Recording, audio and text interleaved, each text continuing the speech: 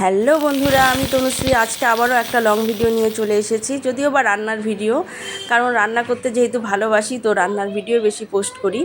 তো এই দেখো, আমি আজকে রান্না করছি হচ্ছে কচুর ফুলের যে ভেতরে অংশটা আছে সেটা আমি চাটনি বানাবো। তো এই দেখো, ভালো করে বেছে নিয়ে এখন ধুয়ে নিলাম। এখন এগুলো সেদ্ধ করে নেব।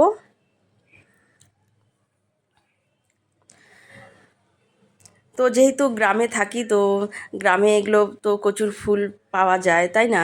তো এখনই তো সিজন খাওয়ার। তো এই যে চাটনি বানাচ্ছি, কে কে খেয়েছো অবশ্যই কিন্তু কমেন্টে জানাবে। তো এই দেখো, এখানে আমি রসুন 2-3টা কোয়া দিয়ে দিলাম, কাঁচা লঙ্কা বেশি করে দিলাম, আর ওই কচুর ফুলের ভেতরের অংশটুকু ওটাও দিয়ে দিলাম। দিয়ে এখন এগুলো পেস্ট করে নিলাম। আর এখানে দেখো, ওই যে হলুদ পাতা আর আদা পাতা আছে, তো হলুদ পাতার মধ্যে আমি বেঁধে নেব এগুলো। তো ওই যে পেস্টটা দিয়ে দিলাম, হলুদ পাতাটার মধ্যে কিন্তু আমি তেল দিয়ে নিয়েছি, বুঝেছো? তেল দিতে হবে, নাহলে লেগে যাবে। তো এই যে বাটাটা দিয়ে দিলাম। তো কাঁচা লঙ্কা আমি বেশি করে দিয়েছি, তাই আমি আর গোটা কাঁচা লঙ্কা দিলাম না। আর এখানে দেখো, রসুনের কোয়া দিয়ে দিলাম। আর এই যে তেল দিয়ে দেব, কাঁচা তেল।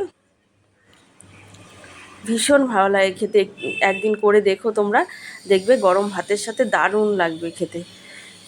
আর দুটো হলুদ পাতা নিয়েছি, একটা পাতার মধ্যে সবগুলো উপকরণগুলো দিয়েছি, পেস্টটা দিয়েছি, আর একটা পাতা দিয়ে ভালো করে বেঁধে দেবো। আর এখানে এই যে পরিমাণ মতো লবণ দিয়ে দিলাম।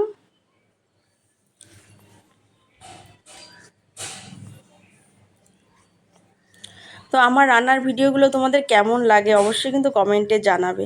এই দেখো, এখন বেঁধে নিলাম। তো বাঁধাটা আমার ভালো হয়নি, যদিও বা তাড়াহুড়ো ঠিকমতো বাঁধতে পারিনি।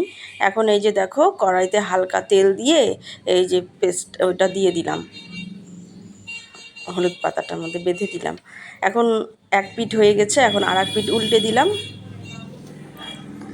যতক্ষণ পর্যন্ত না পাতাটা ভালো করে পোড়া হচ্ছে, ততক্ষণ পর্যন্ত তোমার লো ফ্লেমে রেখে ভালো করে ভেজে নিতে হবে। গ্যাসটাকে লো ফ্লেমে রেখে দিবে। তো এই দেখো, আমার পোড়া কিন্তু হয়ে গেছে উপরটা, তার মানে ভেতরের যে বাটাটা পুরো কমপ্লিট। তো এখন দেখো, আমি খুলে দেখাচ্ছি তোমাদেরকে কত সুন্দর হয়েছে। খেতেও কিন্তু দারুণ হয়েছিল।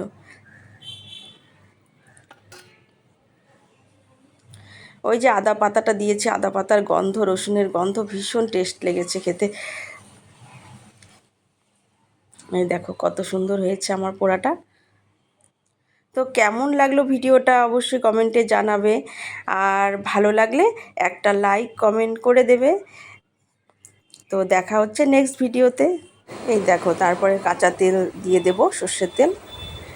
আর এখন গরম ভাতের সাথে খেয়ে নেব।